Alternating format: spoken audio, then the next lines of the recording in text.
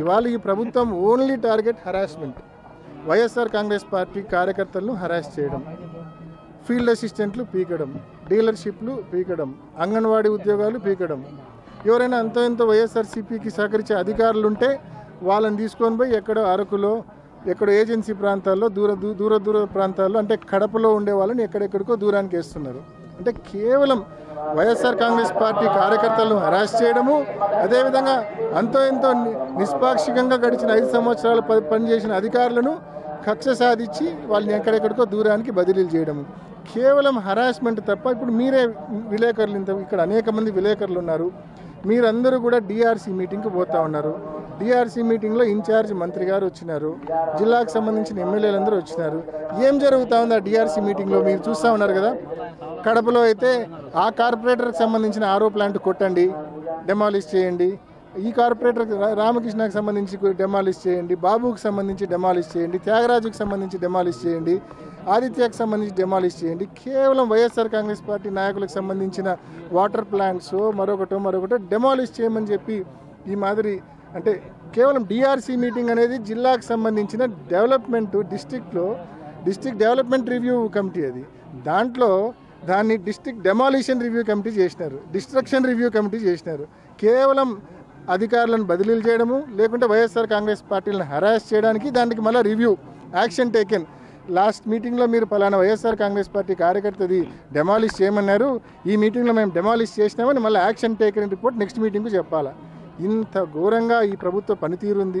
ప్రజలు కేవలం 9 మాసాలకి ప్రభుత్వం అంటే విసుగు చెందినారు, సమయం కోసం ఎదురు చూస్తూ ఉన్నారు. సమయం వచ్చినప్పుడు వీళ్ళకు దిమ్మ తిరిగే గుణపాఠం తప్పకుండా చెప్తారు.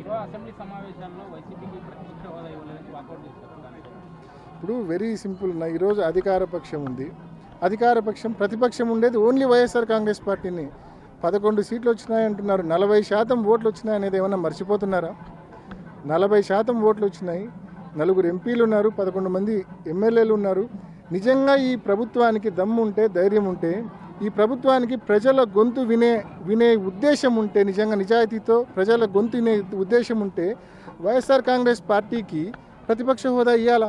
లేకపోతే జగన్మోహన్ రెడ్డి గారికి 175 మంది ఎమ్మెల్యేలో ఒక ఎమ్మెల్యే మాదిరి నువ్వు కన్నా మైక్ ఇస్తే, ఆయన చెప్పాలనుకున్నవి 2 నిమిషాలు నువ్వు మైక్ కట్ చేస్తే ఏం చెప్పగలడు?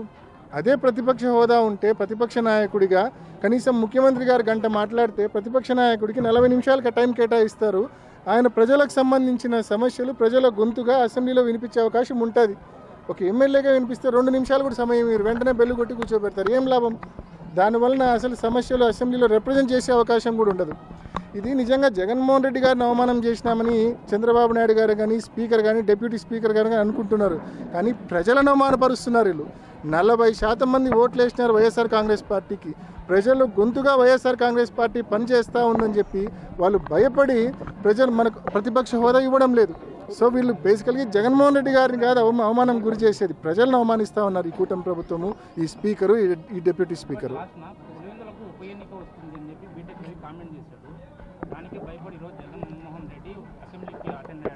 స్పష్టంగా మీరు టీవీ కూడా చూసింటే, ప్రతిపక్షాన్ని గుర్తించండి, ప్రజాస్వామ్యాన్ని కాపాడండి, ఈ అజెండాతోనే, ఈ నినాదంతోనే అసెంబ్లీలోకి వెళ్ళడం జరిగింది. ప్రతిపక్షాన్ని గుర్తించండి, ప్రజాస్వామ్యాన్ని కాపాడండి. మనమల్లా కోరేది ప్రతిపక్షాన్ని గుర్తించి ప్రతిపక్ష హోదా ఇమ్మని చెప్పి అడుగుతూ ఉన్నాం. ఇస్తే అసెంబ్లీకి జగన్మోహన్ రెడ్డి గారు ప్రతిపక్ష నాయకుడిగా పోతే వీళ్ళకి ఏ రకంగా సినిమా కనిపిస్తుందో అందరికీ తెలుసు. వీళ్ళకి ఏ రకంగా, ఎందుకంటే ఒక్క హామీ అమలు చేయలే. ఆయన మొదలు పెడితే ఇంకా వీళ్ళు సమాధానం చెప్పాల్సి వస్తుంది. వీళ్ళ దగ్గర సమాధానం ఉంటే కదా, అసలు ఆన్సర్ ఉంటే కదా వీళ్ళ దగ్గర. కేవలం అవి తప్పించుకోవడం కోసం ప్రతిపక్ష హోదా ఇవ్వకుండా ఈ మాదిరి బిహేవ్ చేస్తూ ఉన్నారు.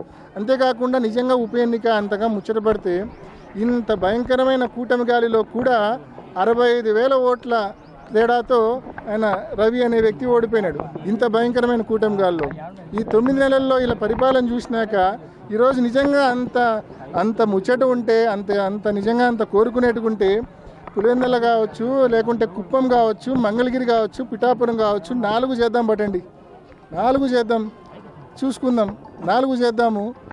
4 ఈ 9 నెలల ఈ ప్రభుత్వ పాలనకు రెఫరెండంగా, సూపర్ 6 అమలుకు రెఫరెండంగా ఎన్నికలని చెప్పి ప్రకటిద్దాం 4 నియోజకవర్గాల్లో. చూస్తాం మరి ప్రజలు ఏం తీర్పిస్తారు. ఊరికే కాకమ్మ కబుర్లు దద్దమ్మ మాటలు నిజంగా మాట్లాడకూడదు. చేతనైతే గన పథకాలు అమలు చేయాలా, చేతనైతే ప్రతిపక్ష హోదా ఇచ్చి ప్రజల గొంతు వినాలా.